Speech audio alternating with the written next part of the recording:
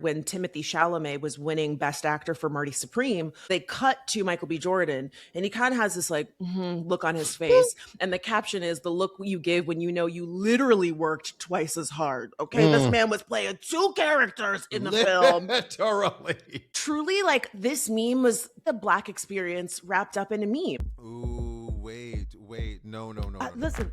Listen. Wait. I hate you for that. Let me fix it.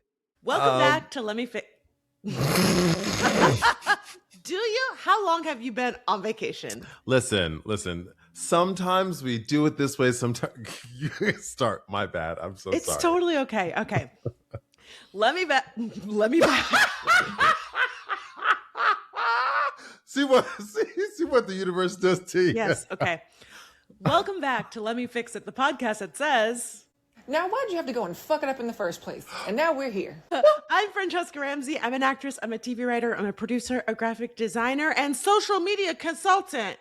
Oh, you better pitch. And I'm DeLon Grant. I'm an actor, a singer, a writer, a photographer, and an educator. And this is Let Me Fix It. Wait, who was that? Okay, listen. This week's tagline comes to us from Felicia Cooper, and DeLon, you have no doubt seen Felicia over on our Instagram comments. Oh, yes. And in our YouTube comments. According to YouTube, Felicia is one of our top fans. Okay, she is always commenting and big upsing us. And she sent over this tagline with a very short note that says, love you both, love the show. Thank you, Felicia. Don't forget, you can send us your tagline via email. You can send us an audio clip like Felicia did, or you can send it to us via text to letmefixitpod@gmail.com, and we might include yours on the show. I'm telling you, Felicia is on the honor roll in the class. Okay, she's on the honor roll.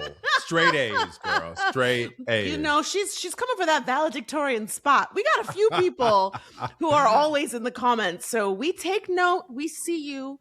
DeLon, you were getting in the comments last week after.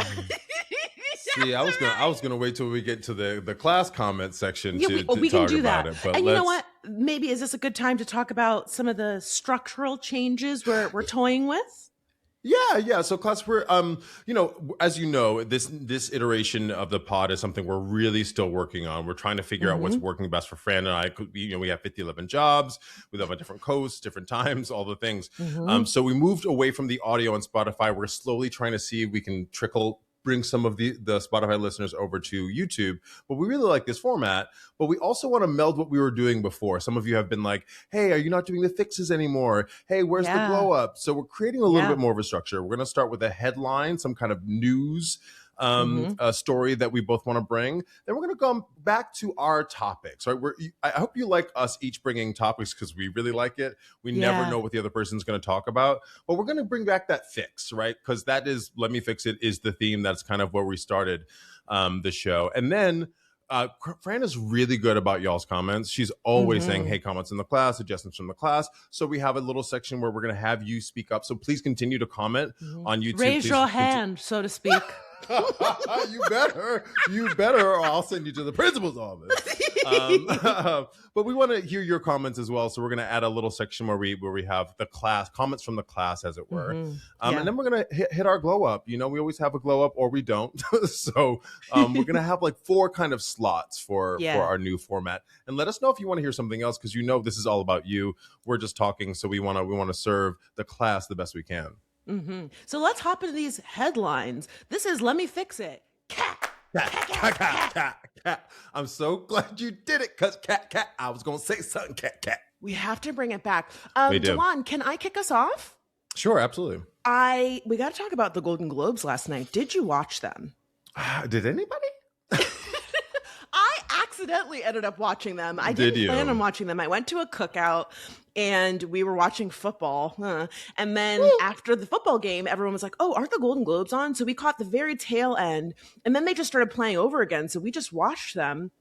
And Delon, the thing a lot of people are talking about is that Sinners really got shut out of the Golden Globes. See, now, did y'all? I mean, this is not to chastise anybody, but I think the shock that Sinners is like 2025, 2026. We're going to be talking about this for a minute because it has been snubbed repeatedly over and over again. And we are all shocked. Well, but we're also black. That's the thing.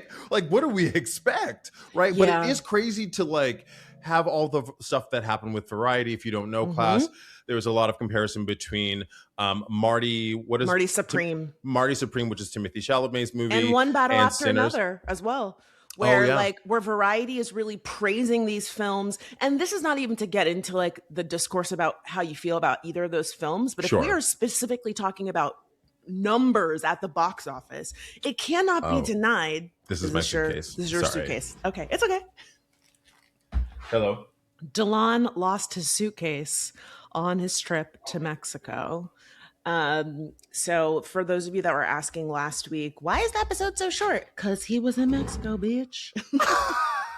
Sorry. Well, what's crazy about what's crazy is it's like I'll be there in 10 to 15 minutes, so there's gonna be another interruption. Forgive. Oh, okay, no problem. Okay, so regardless of what you think of One Battle After Another, or Marty Supreme, or Sinners, you can't deny the box office smash that Sinners was. And yet, $367 million.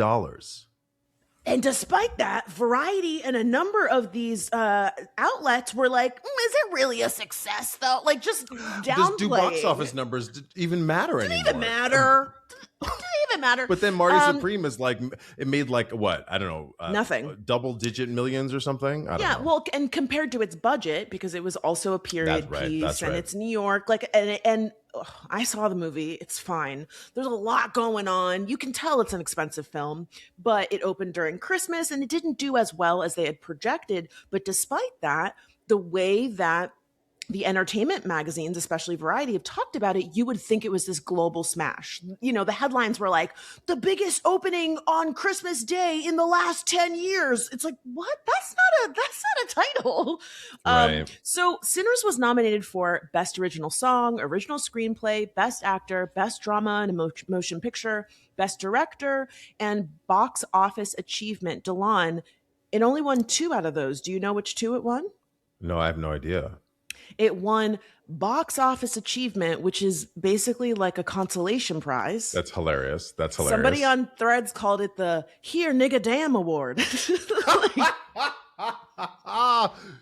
Yo, wow. And then it also got original score, which was not even televised. So it really kind of felt like this intentional move by the powers that be, that they're just kind of like, I mean, technically we know that the film was good and y'all liked it, but it does not fit into the mold of what Hollywood likes in terms of like an award-winning movie, versus One Battle After Another won, I believe, Best Director, or at least Best Picture. And then Timothée Chalamet won for Marty Supreme. Teyana Taylor did win Best Supporting Actress for One Battle After Another. Delon, have you seen the movie? No, I heard it was really good though. I honestly, I don't really see that many movies anymore, which is crazy. I should, because this is our business, but I haven't been enticed, as it were. Yeah, I don't normally see a lot of things, but my partner is really big into seeing stuff. And so we've been going to like a ton of screenings because we're in WGA, and we saw One Battle After Another. And here's the thing, I enjoyed it, but like I have notes. And one of the big criticisms, especially given Teyana Taylor's win, I pulled this from Twitter. Someone said, in college, I wrote a paper on Black people winning awards in films for roles that are almost exclusively stereotypes. And it continues to be evergreen. And that's like one of the biggest criticisms. I mean, I still think she did an incredible job with the material. But Delon and class, if you're not familiar, the film follows like this group of revolutionaries that are led by Teyana Taylor and Leonardo DiCaprio. it jumps in time, and Teyana and Leo have a baby, and they're kind of like trying to take down the government, and it's this cat and mouse type of thing.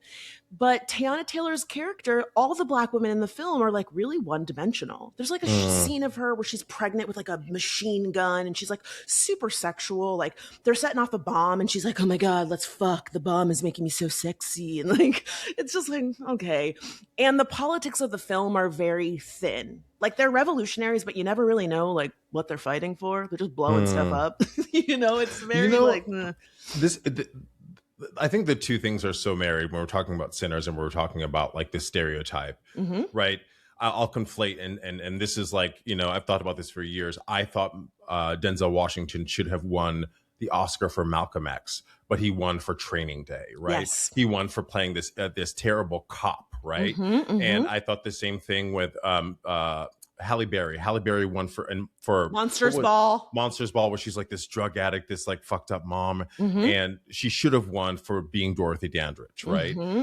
So like as long as we're in this stereotype where they want us, the powers that be, they're comfortable. Same thing with Sinners. It was successful. It had racial undertones, dare I say. And right? they will Very pretend it didn't. They're like, oh, it's just a vampire movie. You didn't watch the movie then.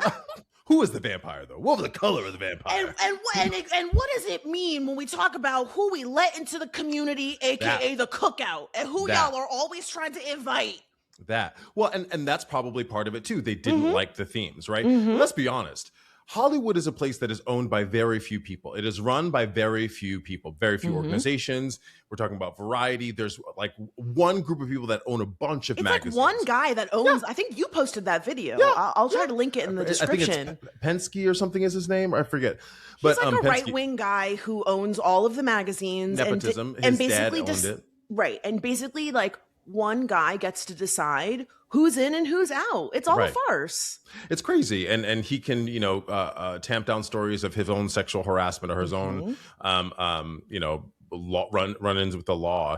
So like it's par for the course, but I think us continuing to talk about it sheds more and more light on it. It doesn't change anything. Yeah. But like what's crazy though, this is the thing about us. We have to be twice as good, work twice as hard, but we still fucking do it. Yes. Ryan Coogler is still going to be creating films. Ryan, who's the lead of Sinners? Forgive me. Michael B. Jordan. Michael B. Jordan still going to be making films, still going to be acting. We just have to keep doing it. Yeah. And doing it ourselves and for ourselves. Well, on the topic of twice as hard, there's a meme from the Critics' Choice Award when Timothée Chalamet was winning Best Actor for Marty Supreme, where they cut to Michael B. Jordan, and he kind of has this like look on his face, and the caption is the look you give when you literally worked twice as hard. Okay, this man was playing two characters in the film, literally, and it is truly like this meme was truly the Black experience wrapped up in a meme because and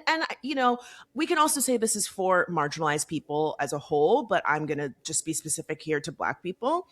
If you've worked in corporate America, you've gotten passed up for a job for somebody who was a nepotism hire or who was always doing the bare minimum and you're always going above and beyond. And Delon, you rightfully pointed out a few Black actors throughout history. I think about Angela Bassett not winning, for example. For What's Love Got to Do with It? And for Black Panther. I mean, she has been overlooked so many times throughout her career. And you are correct that we have to, it's no less frustrating and disappointing, but it's like we really have to be okay with the fact that like white America and the establishment, they ain't gonna get it. They're never gonna get it. I have a joke about how, I was a late stage hottie. I didn't realize I was hot till later in life because I grew up around so many white people. And I said, y'all thought ketchup was spicy. Y'all don't fucking know. Y'all don't know. Wait, I forgot. Wait, I was at a friend's house. God love them. I was at a friend's house eating dinner. And they're like, ooh, it's a little spicy. And I was like, oh, okay. Girl, I've been in this. I said, where is the salt? I said, spicy? I expected like some loud or something to hit back in my throat. Girl, it was mild. Colonized the whole world for spices and refuses to put a spice in any damn thing.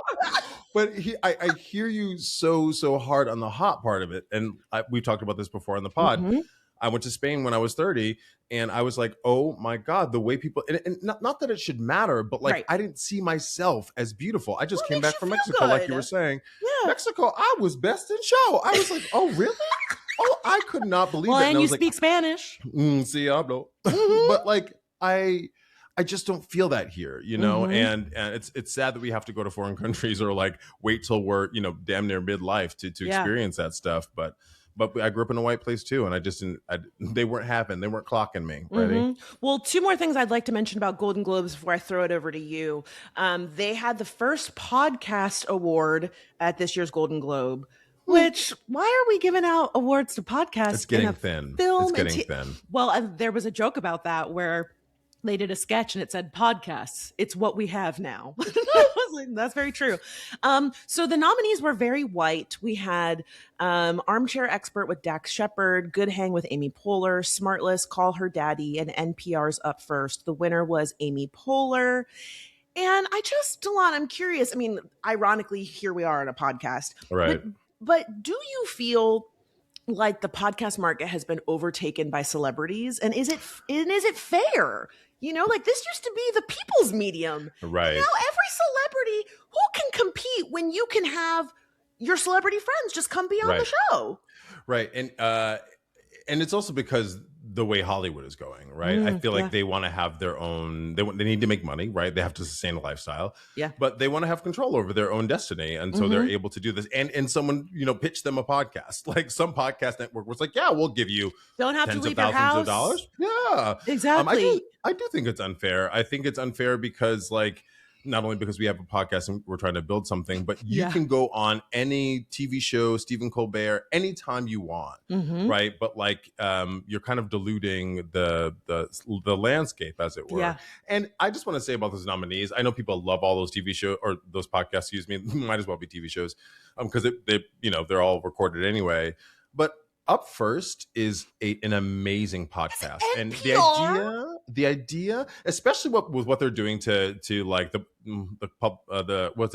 company for public broadcasting just said that they're closing. They and you know the government took away I think $60 million from them or something like that. Like, don't quote me on that. And they can't sustain themselves. So they're the Corporation for Public Broadcasting, which brings us PBS and things like NPR and such is done. So why not give an honorary Golden Globe to them because of all the work they do? And I mean that, and not even get political about it, but just, you know. Well, and you know, the thing is like, I almost said to your point, and I can't stop myself from saying to your point, but I do think it is a sad state when we are comparing NPR to a show called Call Her Daddy that started as a sex podcast and is really, you know, and I won't say this about all of the shows, but that one specifically is just a mouthpiece for celebrities. Like it's not real journalistic interviews. Like if you go on that show, you know that you're going to get a bunch of softball questions. They're not going to ask you about any of your, you know, scandals or anything more challenging, or at least not without pre-approval. Versus someplace like NPR that's doing real investigative journalism. And I'm not one of the mind to say like not everyone needs a podcast, but it is interesting to me that we're in this place where so many people are positioning themselves as journalists and they're not journalists. They don't know how to ask follow-up questions. They talk over the guests. They don't do their own, you know, basic research. They let people dog whistle or they just don't push back at all. And they're being like useful idiots in some regard. And then for NPR to just be shut out in that way is so disappointing. Yeah, it's also like I understand the content of it too, right? Like people are watching this on YouTube here right now, and we all need an escape. We all need something, especially with the landscape we're in right now. We need a distraction. So I get it. Like you want to consume something that's light fare, that isn't going to challenge you too much. But I also think, to your point, like I don't want to just hear celebrities be talking heads. I want to hear them say something substantive. I want to hear what you have to offer, what you have to think. I I've watched a few clips of Amy Poehler's podcast. It's really funny. She's hilarious. Very funny. And the guests, when she had Cola Scola on it, that viral, oh my God, that was hilarious. They were so funny, you know? She's super talented, and I believe that she was the right person to win. But the broader conversation of who gets to be highlighted, who has the access. Like you can Right. step out the gate with a viral hit podcast because you have a name, you have a production company behind you, Right. you Your can own call production company. you can call your celebrity friends to come be on the show. And so I don't expect for the Hollywood establishment to be fair in any respect, but I just wish if they were going to open things up to podcasts that one, throw some black people in there. I mean, the black podcasts are killing it. There's so many Yeah. that are huge. Class, tell us in the comments. The Reed. The Reed didn't get a The fact nomination? that the Reed didn't get a nomination, they did get a nomination for the GLAAD Awards, which, you know, I Okay. think they've always gotten one. And I think they've gotten one for NAACP Awards or Image Awards, as they should. But it seems like, especially considering how long they've been in the podcast space and the way they revolutionized the space for Black people, but especially Black queer people, it is wild that they did not get a nomination. I'll also say I do think because Spotify is now trying to create content that is visual, like video content for their podcast. I think Spotify is now partnering with Netflix to now show podcast videos on their platform. So I think what's happening is like they're seeing that there's money to be made in the podcast space, especially with celebrities. So they're trying to bridge that gap, right? Yeah. The Golden Globes, the Oscars, it's all just a PR situation where you can market your film, and celebrities market themselves. You know, it's all made up. Yeah. And so like I think it's just they're trying to expand the marketplace because the money's drying up. Yeah. I want to say a little correction. It's iHeartRadio and Netflix that are partnering together. Oh, excuse me. Because it's The Breakfast Club is one of their big shows that's now going to be on Netflix. And I think Got Chelsea it. Handler's podcast, I mean, they're giving them millions of dollars. I'm really curious to see where it goes because the comments on YouTube are such a big part of the video experience. So I don't know if that's going to be part of Netflix's strategy, but I think you're right. Everybody is grappling with like this new era in media where people want to listen to people talking. They don't necessarily always want big production. Well, and also because like this is genuine. This feels authentic. Like It's community. This is an opinion podcast, right? Sometimes we have facts in here. Sometimes we have news, but we're talking about the facts. We're talking about opinions on the facts, right? Our own point of view. So this is authentic. And I really, this is what I want to see on social media. This is what I consume on social media because also the news is now being taken over and becoming a mouthpiece for the government in a lot of ways. And that, okay. And here's my suitcase. Be right back. I mean, we know the news should be sterile. The news should be stale. It should be facts, right? But I think if you are plugged in, you realize that CBS in particular, CBS Evening News, stuff what's happening with Barry Weiss, who's the new person at CBS, it's becoming a mouthpiece, a little bit of a propaganda arm for this administration. And also we saw them fire Jimmy Kimmel. We saw what happened to Stephen Colbert. So like, I think taking to the internet and watching the people that we trust and or the people that we have some relationship with, be it, parasocial, that's why we're leaning into that. Yeah. Yeah, 1000%. All right, I'm going to kick it off to you. What's on your list? So my headline is a little bit controversial for us to be talking about. You mentioned iHeartRadio. We were just talking about podcasts. Did you hear about what happened with Bowen Yang and Matt Rodgers and their podcast? I had to bring it to ours. I had to bring it to ours. You know what? Yeah, I did hear about it, and I very distinctly did not say anything because I know both of them. And Matt was on Decoded a number of times and he was also in my pilot, the song One Big Pile. Matt is in there. So we're not super close, but like, I consider them to be people that I'm friendly with if I run into them. But yeah, I saw them getting eaten up. Torn apart. So, class, if you're not familiar, which I think everyone is by this point, Bowen Yang and Matt Rodgers, they have a podcast called Las Culturistas, and it's on iHeartRadio. And like us, opinion podcast. They're both funny. It's a comedic podcast, Culturistas. But they were talking about the Texas Senate race, which Jasmine Crocket, if you don't know who she is, she's a representative in Congress from Texas. And Matt, kind of like we do, said something off the cuff about urging their listeners not to give money to Jasmine Crocket because he was saying that she can't win.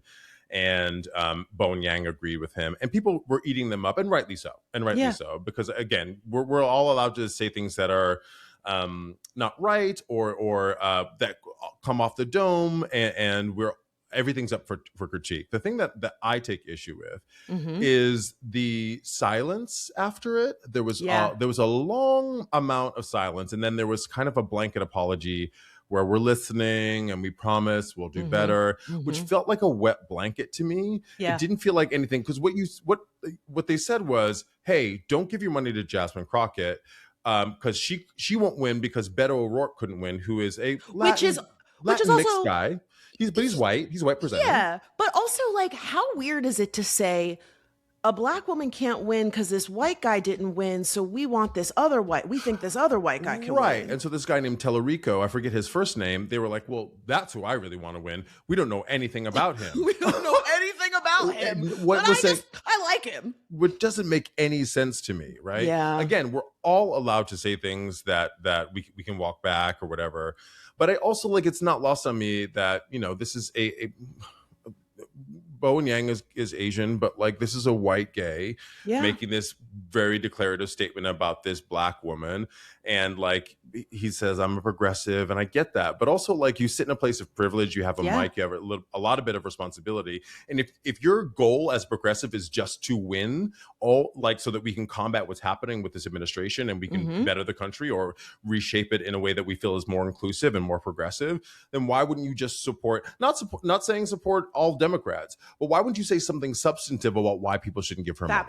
You didn't say anything about her platform. You didn't say anything about what she stands for. I mean, I'm a Jasmine Crocket fan, so I'm somewhat biased, but I see her in challenging the Republicans on her committees, right? I see her in front of microphones, walking the walk, right? Yeah. I consider her in the same kind of world as AOC, as Ilhan Omar, right? These people are like progressives who are trying to change things for the better. You might not agree with everything. And our direct targets of Donald Trump. Talk about it, Fran. The other thing that you said that I think is really important, and again, I'm going to choose my words carefully here because I do consider Matt to be someone that I'm friendly with, but I think the broader issue here is that when you have a platform, you have to be conscientious of what you say, but also what you don't say. And it would be very different if he had a substantive critique of why he doesn't think Jasmine is the right person, right? And we saw this with Kamala Harris as well. No politician is perfect, but so many people defaulted to racism and sexism or dog whistles when talking about Kamala Harris. And we see the same thing with Jasmine Crocket.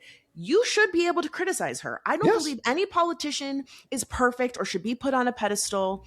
When we've talked about Mom Donnie, for example, we have said, now it's time for him to do the work. He's not perfect. We do not worship him. And the same goes for Jasmine Crocket. I think she's very competent. She's very smart. And I want her to win. But also there are people that have had genuine critiques of her. There's been some pushback about her, some statements she's made about Israel, for example. And there's also been some muddied waters about if she's taken AIPAC money. She says that she hasn't. There are people that have said that she, after October 7th, said some things that felt kind of in that Israel has the right to defend itself, whatever. And so I think that while, again, I've heard both sides about her taking AIPAC money, and I haven't found a source that I feel like, okay, strongly about. But I can understand if that's their hard line, they have every right to say so.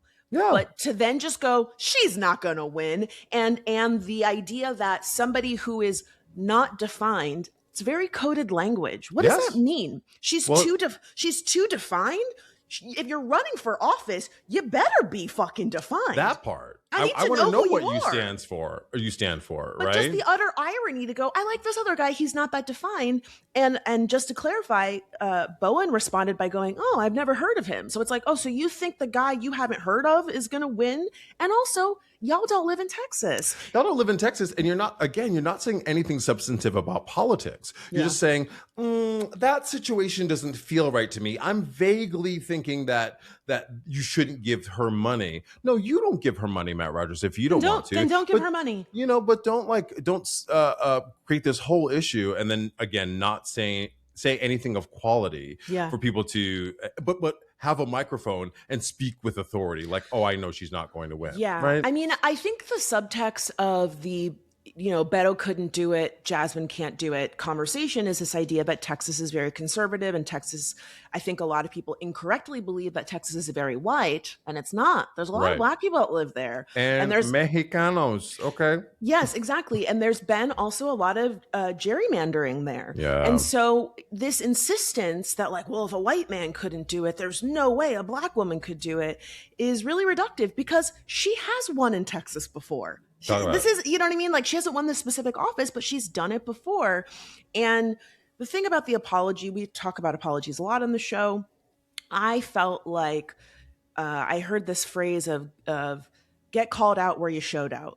You made the mistake on the podcast. I really hope they address it on the podcast. I hope they bring her on the podcast. That would be the move. I think that would be a Jasmine great Crocket fix. as a guest on the podcast, and that's the apology.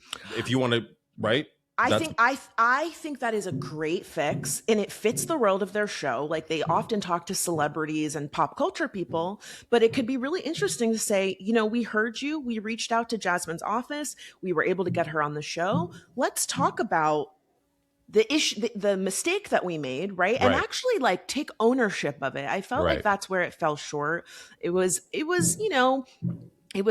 what someone calls it acknowledgey. Like, I acknowledge that y'all are upset and we hear you and we're listening, but like, we're not actually taking ownership of what we said, why y'all were upset about it, and how we're going to move forward. It felt very vague. Yeah. And then Bowen just like reshared it and said, and kind of like co-signed it, which again, so who knows, they might address it on the show, and I hope they do.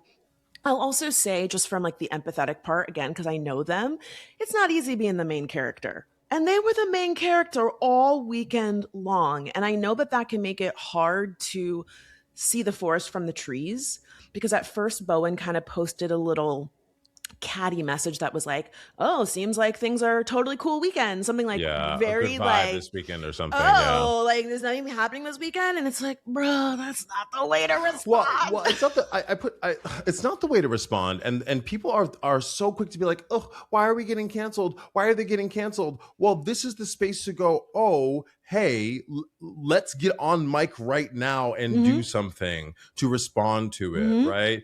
I think it's not easy being the main character, but y'all like being the main character. Right. You love being the fucking main character. Right. So. And I have said this a million times before. I hate this insistence of, why are people being canceled? I saw a lot of people saying, this is why we lost the election, guys. Stop blaming people for holding folks responsible for things that they've said or done for the state that we are in. Because someone saying, hey, please don't use coded language when we are talking about a Black woman who is brave enough to stand up to this administration in favor of praising a white man that, by your own admission, you don't know that much about. Right.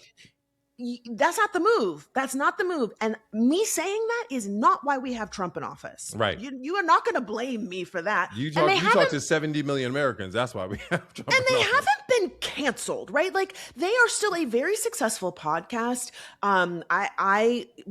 Someone sent me that like people were putting Jasmine Crocket memes in all of Matt's comments. I ran to the They were spamming the comments with Jasmine's memes. Spamming the comments. But when I went to his page, because I hadn't been in a minute, I was like, oh, Matt's doing very well for himself. He's a rotating host on Good Morning America, and he was on Palm Royale, and he went on tour, and like, he's very talented. He's very successful.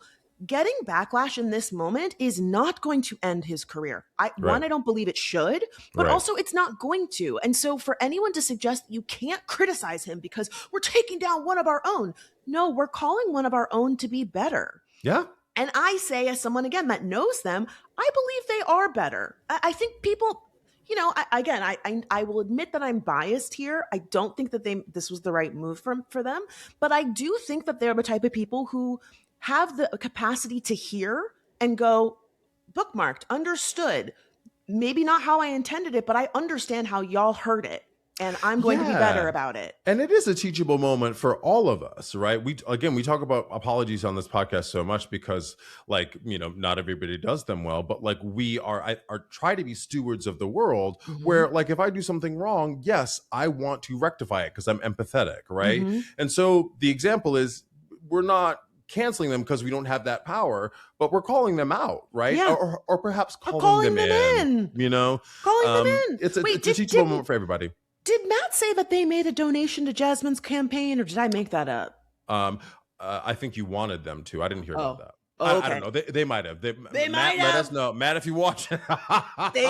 They Class, might if have. you know, go to snubs.com and let us know if Matt Rodgers made a donation to Jasmine Crocket. But you know, I'll also throw it over to the class. How would you fix this? Because I think the suggestion of having Jasmine on the pod would be great. Now, I don't know if she would want to do it, but they have a huge reach. I think she would chomp at the bit, because if nothing else, it's giving headlines. The moment is giving everyone headlines. Bowen and Matt is their names in everybody's mouth too. Jasmine is running a set it campaign. She's like, let's go. Where can I? Yes. Where's the mic? Where's the mic? The thing about Jasmine is she's very quick witted. Oh, God, so if you have her on there and you slip up, she's gonna reach under that wig and look for a fact. Ha! The meme worthiness of a potential interview with them alone would be worth it for her to go on the show. But class, tell us in the comments how you would fix this story. Do you think they can come back from this moment? Do you think Jasmine should go on Las Culturistas? Right. I think that's a great fix. And why do they call it Las Culturistas is the other thing, but that's not. Well, they used to have a bit. I haven't listened to the show in a long time. I did the show when I was on my book tour in 2018, where they would have this bit about culture, where they would both try to like almost like an improv game, where they would try to talk at the same time, and they would have like a rule of culture every episode, and it would always just be like really random, like rule of culture number 37: always wear black eyeliner, like, or whatever. And it was just like a joke between them, the same way that we talk in the third person, or say the class. It was just like a little thing between them. So to my knowledge, that's where the name came from. Okay. Well, I stay tuned. I know this isn't over, but Fran, what is your topic to be fixed today? Oh, well, before we jump into that, I do want to say the elephant in the room is what happened in Minneapolis to Renee Good. And, you know, the thing about this show that is so important to both of us is that we can be light and fluffy, but we can also talk about serious stuff. And it is so important that we continue to highlight this moment. And I'm going to use this as my fix. There have been lots of people feeling mobilized by this moment for the first time, which is frustrating, right? Like, it is tragic what happened to this woman, but the reality is that ICE has killed so many people in detention. Most recently, there was a man by the name of Keith Porter that was killed by ICE in Northridge, California on New Year's Eve that did not get as much attention until Renee was killed. And also, police have been killing black people and brown people on camera since the beginning of time. And so it's this push and pull for me personally, where I am seeing white people that I've never seen talk about politics that are suddenly like, oh my God, we have to do something, everybody. And I understand, like, better late than never, but it hurts a little bit, because I'm like, this is not a new occurrence. And something that I kept seeing people talk about is we need to do a general strike. And I understand the impulse, but a general strike is really hard and it's not going to happen overnight. And so my fix that I'm encouraging people to really start considering and thinking about is donating your time or money to organizations that have been doing this work to oppose ICE. The ACLU, the Immigrant Defense Project. There are protester bail funds. There's also a GoFundMe for Keith Porter's family. I will put links to all of these in the chat. And then the big one, especially if you really think a general strike is the move, is to think about organizing a union in your workplace. If you are unionized, you have protections to actually go on strike. There are some unions that don't have those same protections, but, you know, collective bargaining really matters. And what I really would love to see happen is unions across the country think about the shipping docks. If they went on strike in response to this shit and said, we are not doing anything until ICE is dismantled, until homeboy is arrested. What is his freaking name? Jonathan. Oh, God. What is his Jonathan Ross? They have a GoFundMe for this fucking loser. Oh my God, which has raised over $100,000 for this guy. Yeah. 130 some odd thousand The dollars. billionaire Bill Akerman gave him $10,000. I mean, I think they're trying to get the GoFundMe taken down, but Yeah, they are. you know, if a strike is going to happen, you need demands. I don't know that we could demand a dismantling of ICE. I don't know if it's going to happen. Right. But in order for a strike to be successful, you need to have leverage. And somebody just being like, I'm not going to my job at, I don't know, the coal mine tomorrow. That's not enough. I mean, well, you shut down the whole coal mine. Yeah, I mean, what's really hard is that like this is what capitalism has planned for us, right? I think I saw the video that you posted. Like our healthcare is tied to work. We are currently, most of us are in credit card debt and functioning on living on credit cards, right? Some of us have multiple jobs. We are stuck in a loop where we actually can't take vacations. We can't take time off. So the idea that I'm going to stop work for a week and mess up my rent money. And a week is not long enough to have leverage over the federal government. Exactly. So this is how it was all designed. And I think we zooming out and thinking we actually do need something even larger. We need kind of we need a revolution. I don't know.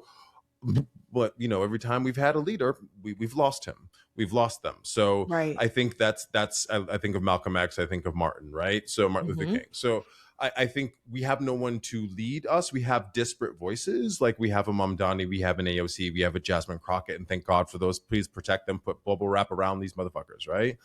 But I don't know that we have a focus that's collective. It's very individualized. So it's difficult for us to organize in this way. It's difficult because give your money, like Fran was saying, please class, give your fucking money.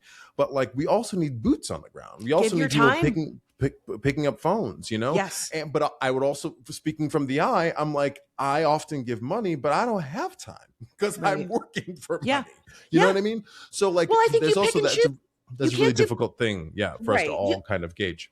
You can't do both. And the thing about the individual, I think, is important for people to understand, because I saw way too many posts from people outside of the US, including a few people in my comments over on Instagram that were like, America, don't you see that the house is on fire? Why aren't you standing up and doing something? Why can't, look at what France did. And it's like, France is the size of Texas. Talk about it. France is the size of Texas, and they have universal health care. There are people in this country that if they don't have access to their health care because they go on strike and they get fired from their job, they could die. There are people who are like, I can't live without my medication. And their health premiums just doubled, in some cases tripled. So, right. And so if we were to have a strike, we would need a strike fund, right? A legal defense fund, money for food. And the thing that I talked about, and I think is relevant to your point about the community aspect and the individualism, in America, folks are so me driven that it's hard for me to think that y'all talk about, oh, let's work together. Y'all wouldn't stop going to Target. Y'all wouldn't wear a fucking mask. You wouldn't go and get a COVID vaccine. You call the police because your neighbor's making too much noise. You won't walk over and say, hey, can you turn it down? You see Donald Trump said he was going to do these things and he hasn't done them. And you still are like, but. We asked y'all to vote and you were like, well, I don't like her laugh, so I'm not going to vote for her. But now you're like, we all got to come together. Right. Because, and it's like, we should come together, but we have been asking y'all to come together for since the beginning of time. Sorry to interrupt, but the other thing I'll clap back, just because like we are sitting here in a righteous position, right, talking about this, and I think this is also a part of it. I want to fully admit that it's like it feels really good to go, well, you did, yeah, it really does, and I don't know how to break that down. Because we always have to have the olive leaf. I feel like on the left side, we have to save the country from the fucking, the housing crisis and the banking crisis and the fucking automotive crisis. The Democrats come into office and fix that shit. And so it's hard for us not to be like, you, because it feels like we're on teams. Like we created these teams and I don't know, I feel like that's one of the big bridges we have to figure out. How do we bridge the gap and not and feel like even though you voted for Donald Trump twice, Yeah. right, I can see you and say and embrace you. And how do we find common ground so that we can move the country forward? Because this is where we've been stuck for, I think, about 50 years, right? On these kind of in these silos and teams. I mean, I'm going to push back. I think of this differently only because I don't think we need to build bridges with those people. Those people have their own work that they need to do. I think it would be better served for our time to mobilize the people who've been made to feel indifferent and disillusioned. Because when we actually look at the numbers, I don't think we need to convert all of those people. And I just have a hard time believing we're going to convert those people because they are so self-interested. I think it's the people who are right in that center that are kind of like, oh, they're the same. Both parties are bad. And I think they're one and the same. If we're talking about a Venn diagram of left and right, you're right. Like the MAGA is a small percentage, right? Yeah. But we are talking about the middle of the country, or like the Midwest of the country. Yeah. And those are the people that have to be convinced, that feel like they've been left behind. And I think that is the olive branch. I think that we're saying the same thing. Yeah, I guess for me, I have a personal allergy, and maybe this is because I'm the leopard lady, so to speak. I have this personal allergy to white people who admitted that they voted for Donald Trump and now they feel bad, and folks are going, we have to accept them. And I'm like, I am of the mind that like I can move on and say like, show me that you are going to be better next election. Show me that you are willing to invest in your community and call out racism and do all those things, but you can't sit over here. I'm not going to embrace you when 2 seconds ago I saw you shouting, Alligator Alley, I hope that they eat them up. And now that you are scared for the first time in your life, might I remind y'all, Rodney King was in 1992. I was in the 2nd grade. I remember when that shit happened. Y'all have watched Black people be shot on camera forever. And now you're like, oh my God, this can happen here. We got to do something. For me, it is, and maybe that's just my personality, where I'm like, I don't want to, I'm glad that you're here now, but like, I can't bring myself to give you a cookie. Cause I'm like, where you been at? Well, yeah. I mean, I think I'm separating what we're talking about when we're talking. Yeah. I guess it's impossible to do. I completely understand that. Like we're talking about race specifically in politics, because it is, for us, it is one and the same.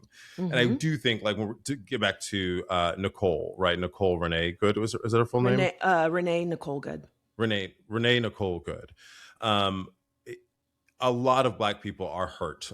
The idea that like we're actually, everyone's now galvanized. And I think we said the same thing when George Floyd happened. And the only reason people were marching in the streets around George Floyd was because we were all home and we saw him sit on that man's neck for too fucking long till he killed him. Yeah. And I think we're having that same kind of PTSD around this. Like, you don't see us, you don't march for us. You have a black square on Instagram when something happens, but like we're still dying, right? Yeah. And it's not news. And I'm glad, like, I'm not to take anything away from what happened to her. Like, I'm a Minnesotan. What happened to her was horrific. No, well, and I'm a Minnesotan, right? And like the idea that like this shit happened 4 blocks away from where it happened to George Floyd. Yeah. But the reason it keeps happening in Minnesota, I think this is just a karmic thing. Minnesota is such a great place to live. Nice. Such a great place to grow up. Minnesota nice. And the Minnesotans are really pushing back. I love what their mayor said, get the fuck out of Minnesota. Yeah. But I don't know. I feel like we're hurting, and that's a part of it. And and we're righteously angry. Let's be righteously angry about it. Yeah. But then I get, like, on the other side of it, that's not to say you have to bring in MAGA, you have to bring in these people, but like, if there isn't a collective, I don't know how we move forward. I don't know how the country does not, and this is so much bigger. This has been going on since slavery, right? Yeah. There's so many layers to this. And again, this is Opinion Podcast. This is my point of view. This is our point of view. Yeah. But like, if we don't do it, I don't know where the hope is. I don't know where the other side of the coin is. You know what I mean? Yeah. And I don't have an answer for that either. And I think this is one of those instances where many things are true. What happened to Renee Good was horrific. And I could not bring myself. There's a cell phone video that's been released that Jonathan was filming while he had the gun. So he was so scared, but he didn't turn off the camera. He even moved it to his hand so he could make sure to get the right angle. I couldn't watch that shit. I couldn't watch it. No. And again, this is one of those tragic incidents that has hopefully radicalized some people. And I think everybody has that moment where they have the moment where they go, oh my God, I remember when Trayvon Martin happened. Oh. I lost a ton of friends. I had one, Delon, I didn't tell you about this. I had one who popped up on my Facebook that I grew up with, who I'd cut off after Trayvon Martin, and he was losing his shit about Renee Good on my public Facebook page, and he was just so angry. And I was like, how interesting that you were making excuses for Trayvon Martin's murder, and now here we are a decade plus later, and you are making excuses for Renee Good's murder. That's why I cut your ass off the first time around. And so I do think this is part of that collective reckoning that you mentioned a few episodes ago with Mom Donnie, where people are feeling like, okay, we need to do something. We need to mobilize. And so my fix, again, comes in by way of donating to community organizations. I do think a massive strike could help, but I think the most reasonable way for it to happen is throughout unions that have legal protections and can shut down massive industries. It can't just be random smatterings over here. It can't be 2 days. It can't be a week. It has to be like a month. And we need time to prepare to have, canned goods in the pantry so that we're not going to go to the grocery store, and time to grow some vegetables in our garden, and find people in the neighborhood to do carpooling with, and whatever else to help us sustain a long-term effort. Yeah. But I don't know what else we could do. Yeah, I really love that idea. I think you're right. Like, unions are already organized. They already have like the network, right? They have the energy, they have the resources. I just want them to have the will. Not enough of us have the will. A lot of these, I'm speaking somewhat ignorantly here, but from what I remember, like the auto workers industry, there were a couple people that kind of capitulated to Trump and voted for him or gave him their endorsement. So the firefighters and the police unions and all those things. So I don't know that there's a strong will for it, but I hope let's find it. If we can find a collective again, I think there's the power. Like, listen, I did that economic boycott over Christmas, which don't get mad at me. I did go to Mexico, but it was after Christmas. It was planned for years. So, but I was doing my best not to spend money. The Target boycott, that was effective. That is currently being effective. Yeah. I go out of my fucking way to not go by that Target and go to CVS and get the things that I need. Maybe that's the fix. We need to start targeting companies that are giving money to ICE. Yeah. So, we need to, and I think the thing to do, Target was a great one, is we need to pick somebody big whose pockets we can hit, because Spotify, for example, they pulled all their ICE ads. They had ads. They sure did. It worked, class. Because people were coming for them. Yes. As they should. And so I think whatever collective action people decide on, it has to be something that they can stick with. Yeah. I think, especially if you live in a rural area, for example, I'm not going to give you a side eye for going to Target if that's the only fucking thing you have in the middle of nowhere. But if you can say, I'm not going to do Amazon, I'm going to stop doing it, I'm not going to shop at this big box store or whatever it may be, and you can hold fast rather than being like,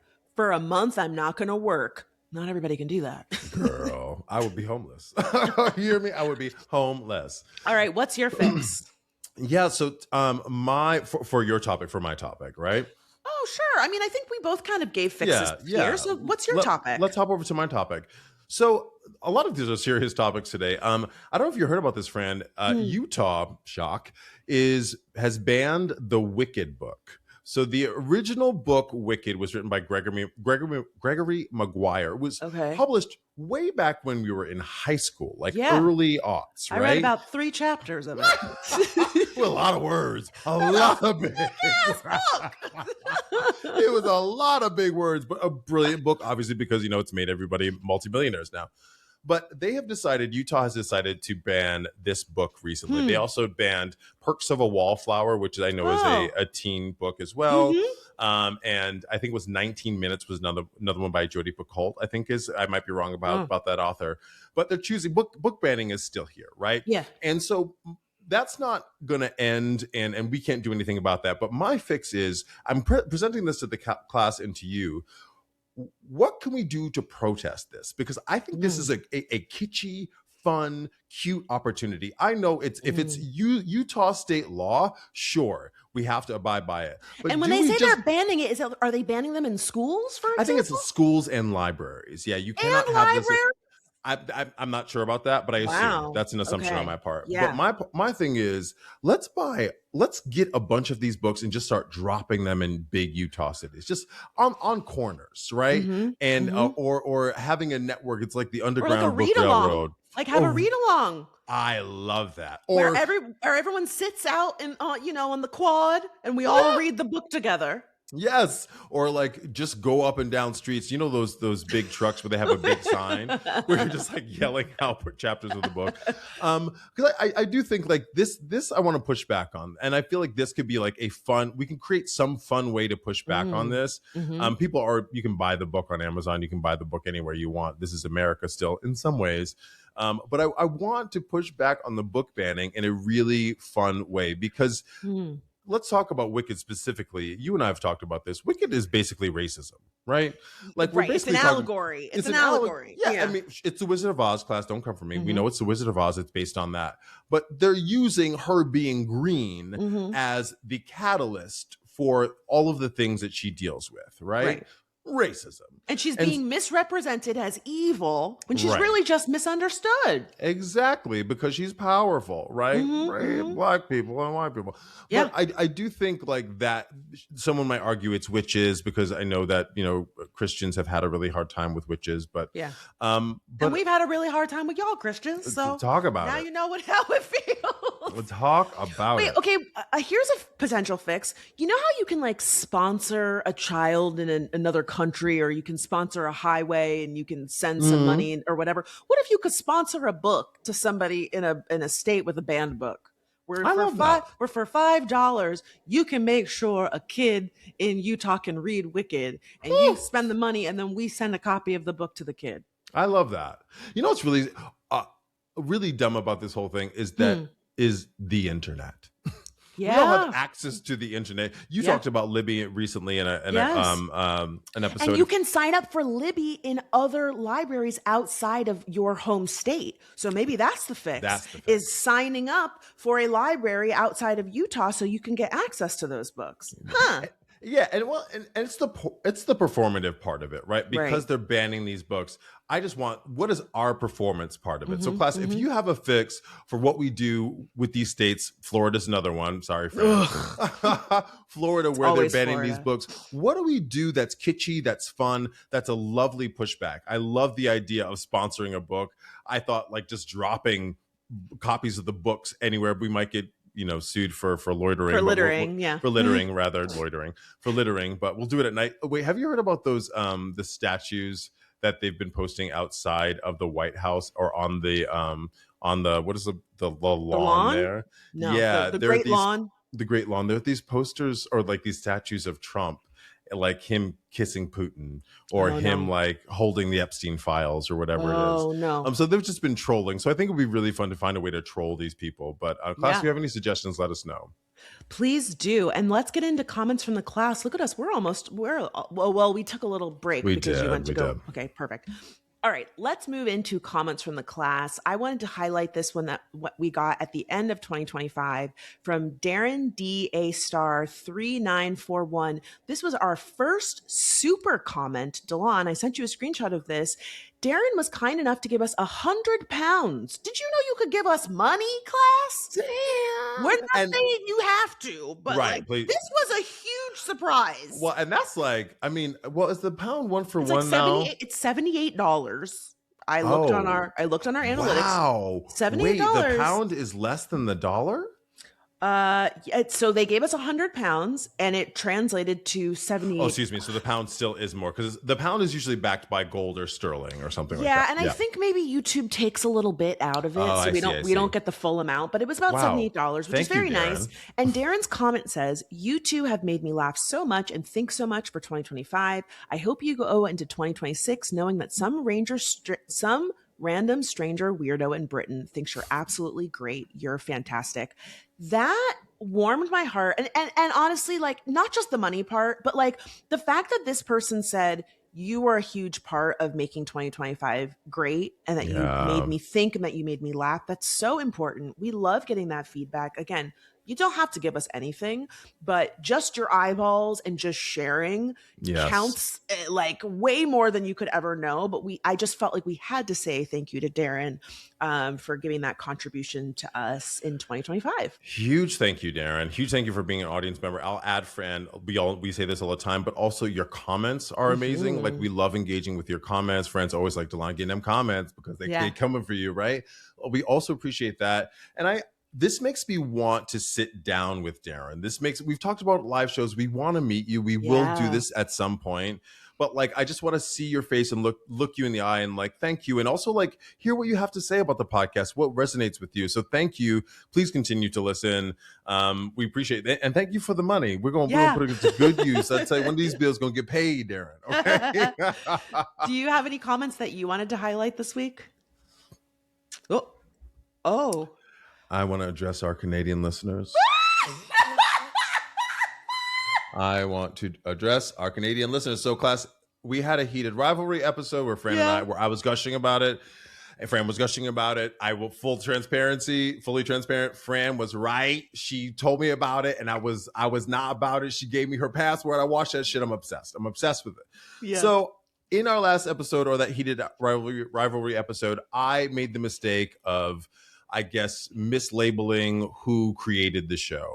Fran corrected me. It was this Canadian production company called Crave. And I said that HBO created it. That is not true. HBO was the distribution company. But there's one comment I want to highlight. There were several, but there's one comment I want to highlight and I want to respond to. So there was this person named Maven Cree who says, your Canadian viewers are going to ignore that tomato remark once. Oh, okay. I said, Fran corrected me and I said, tomato, who cares? I was dismissive. You're right. Absolutely right. And then they go on to say, we've had quite enough of American exceptionalism over the last year. Thank you very much. The show is Canadian through and through. HBO only picked it up 9 days before it aired because the trailer Crave put out was melting the internet. HBO came to us, not the other way around. Okay, you're not wrong, but there's a correction. The show was meant to air in February of 2026. But when it was created, you're right, the internet was going crazy over the show. And so Jacob Tierney and Crave were like, oh, we should get on the holiday rush and get it out before the holidays. So they did send it to HBO. HBO watched the show and they were like, yes, here we go. So the 9 days thing, they got on it right away, right? Yeah. But like, yes, and I also just this is a TV show that we are all obsessed with. We are, and you are right to clap back. But listen now, come on. American exceptionalism, yes, but I am not trying to come for y'all. I'm not trying to take anything away from y'all. We love Canadians on this fucking show. And I will also say, Delon, the thing I love about you and the show, and like we try to practice what we preach. We are totally okay with admitting when we get something wrong. Oh God, or we don't know something. Yes. Like, that's totally fine. I will also add the fandom around heated rivalry has been very interesting because we got some very annoyed comments from people that were insistent that we should have known that some straight men were watching the show. And I had somebody in the comments said, I had to turn it off when they said they didn't know straight men were watching. Okay, like I don't live on the internet. Like, we asked the question because we didn't know. Right. And then y'all told us. The comments were like, this straight podcast and this person and this person. Yes, it's like, okay. Glad to know it. We know it now. Right. And also just remember, again, we are all saying the same thing. We are all grateful for it. And we're all talking about it. Yeah. It is Canadian. I give it wholeheartedly to Canada. But, my caveat is, sorry for the but, I wouldn't have seen it without HBO. It would have sat across the northern border, and I'm going to heard it from some of my Canadian friends about the show that I wouldn't have been able to watch because we don't have access to Crave, or if that's, so I'm grateful that HBO and Crave have partnered, and I can't wait for season 2. Yeah. But I hear you. I see you. I stand corrected and dead. Okay. Yeah. And shout out to you, because I didn't let you in on I just said, hey, you should look at the comments. was like, oh, the Canadians are kind of, and I was like, okay, let me look. I said, y'all were what? And it's like, none of you read the other person's comment. You were oh, I have something to say. And you said the same exact thing. That happens a lot. Because again, when we asked like our straight men watching, comment after comment, it's I forget the name of the podcast. Don't eat me up, class. It's I think it's something about the net, something empty netters, or something like that. Empty netters, yep. And so it was just empty netters. And it's like, guys, read the other comments. Everybody, I pinned one of them too. And people were still, you didn't know? You didn't watch it? You should watch this. And I'm like, oh my God, like, I'm not in straight men's business like that. Why I don't watch a hockey podcast. But again, y'all get us together because sometimes we don't get things correct. So we thank you for it. I do want to say, like, I do think that the political part, the American exceptionalism is a part of it, right? Yeah. It's that the way we bully the world, we just what we're doing to Venezuela, what we've done in the 20th century with every coup that we've in Guatemala, in Iran, like you name the country, and our fingers are in it, which is really fucked up. And the way we're bullying Canada right now. So a lot of that is like, we're tired of you, shut up. And I get it. Yeah. I totally get it. Because we over here are being like, guys, we're sorry. Yeah. We're really sorry. If it were up to Fran and I individually, it would be kumbaya over here, okay? Yeah. So Delon had to get the lashings that week. That sounds slavey. I'm sorry. Oh God. Oh, wait. Well, now, go ahead. Please go ahead. Well, now it's time for everyone's favorite segment, the glow up, where we give props to those who've turned themselves around without our help. Delon, is it okay if I go first? Go at it.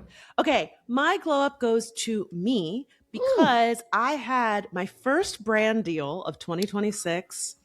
And really my first brand deal in a long time. It will be out by the time the episode is out. I will link in the description box. Delon, you're going to lose your shit because the brand deal was for Bellesa sex toys for women. I wrote a masturbation song. Yes, I did. And the song is great.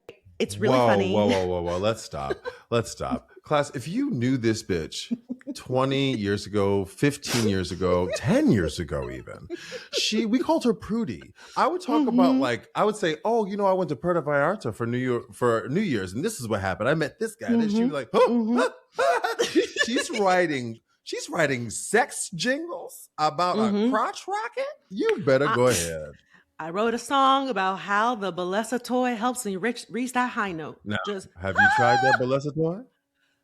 When I tell you, Delon, they sent me not one, not two, not three, but 4 different toys. They said, my address is 233. They said, we want you to be well acquainted with the product before you tell your audience about it. I'm really proud of it. I wrote the song. I thought it was really funny. It was out of my comfort zone because I had this moment where I was like, oh, Lerna is going to see this song. But it's really funny. I'm really proud of it. Please go watch the video. And also, where's it going to be? It's going to be on my Instagram. It's going to be on my Instagram. And they're partnering with me to give free rose suction toys to anyone that shops the site. So if you go on the site and you buy something and they have stuff for people to use by themselves or with their partner, they have things for every gender and every body, and it was really fun to do. And someone left us a message recently where we said, it's not sponsored. This never is. And they said, stop saying that. You need to stop saying that. Thank you for that comment. I can't remember who the person was. You know who you are. Get in the comments so that we can make sure that we credit you next time. But I really appreciated them saying that. And then sure enough, I got this brand deal. And I was like, you know what? At first I was like, I don't know. And I said, you know what? I am going to do this. Like, this is a chance for me to like show off my skills as a musician. But then I really had fun like filming it. Like I rigged my camera over my bed so that I'm like, in bed and like it's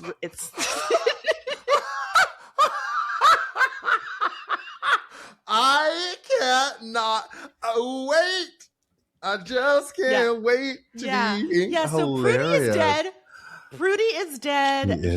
Life is too short. I'm in my fucking 40s. Who's the Snoop bitch's name? I don't know. Does she have a name? It's a Sean, though. What? Sean? I don't know. I don't know. But yeah, so that's my glow up. Oh, please Fran. support the brand deal. You know, branded content is hard. The algorithm doesn't like it, and so you really have to be sneaky. But I'm excited. The algorithm on TikTok seems to love it because I'm like, if I see one more ad for this fucking hand warmer, okay, god damn, you see one and you see 25, you don't click on it. Don't click on it. Did you buy the hand warmer? That's the question. I've never bought anything off of TikTok. I've just put it in the cart. I think about it so much.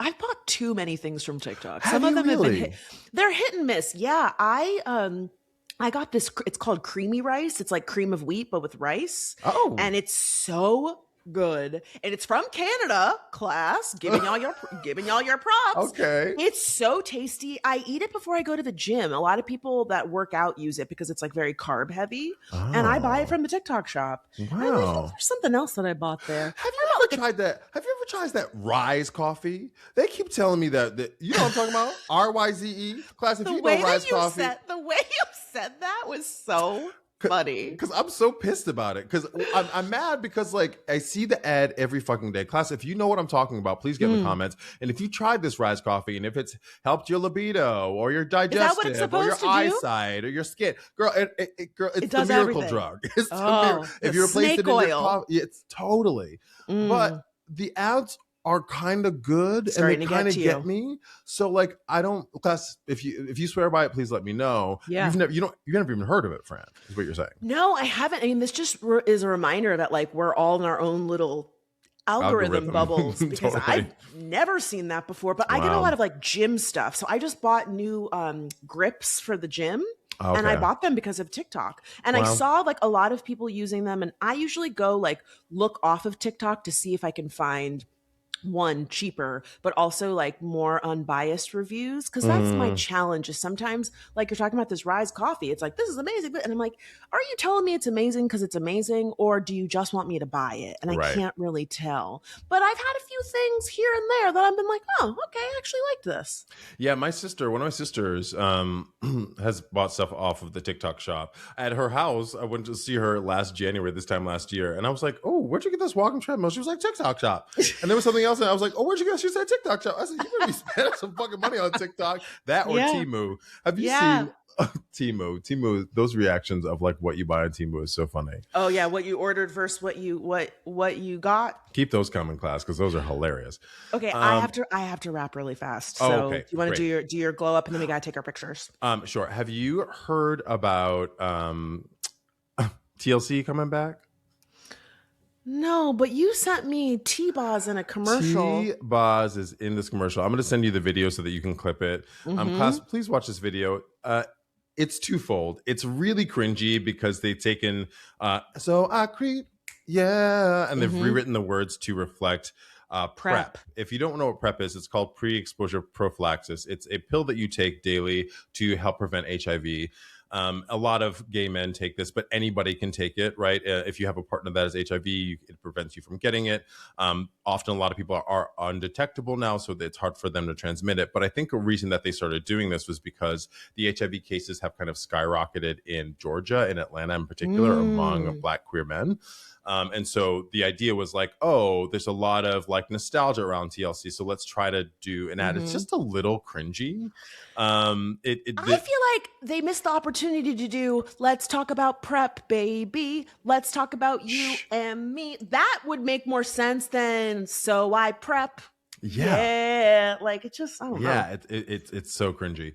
But God love her for doing it. God love her for doing back. Get her coins. We're all in a recession. The girl. That's why I said, this is the glow up. They had a reality show for a while. This is a glow up for T-Boz. You better go ahead. But it's also weird that Chili's not in it because I don't know why they just chose her. T-Boz was the lead singer, but why wouldn't they have the T and the C sends the L. I have no idea why Chili's not. That's a good question. Yeah. And go also, ahead, T-Boz. Yeah, good. Like, I'm not mad at you. Chili has kind of been having her moment too because she's dating that guy and they've been doing press together. Matt Lawrence. Yeah, they've been. I've seen them on a bunch of like talk shows recently. I would love to see them. That's sexy. They are hot. You know what? Speaking of, what was the name of your brand deal? Bellesa. Bellesa. TLC should do one with Bellesa. Don't go chasing waterfalls. That's a great sponsorship. Now That's very clever. He is a writer. Class, that's going to wrap up this week's episode.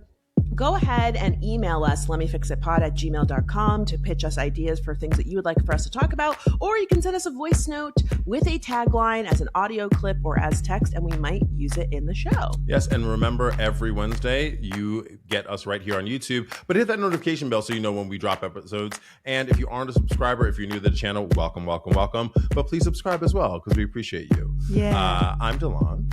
I'm Franchesca, and this was Lemme.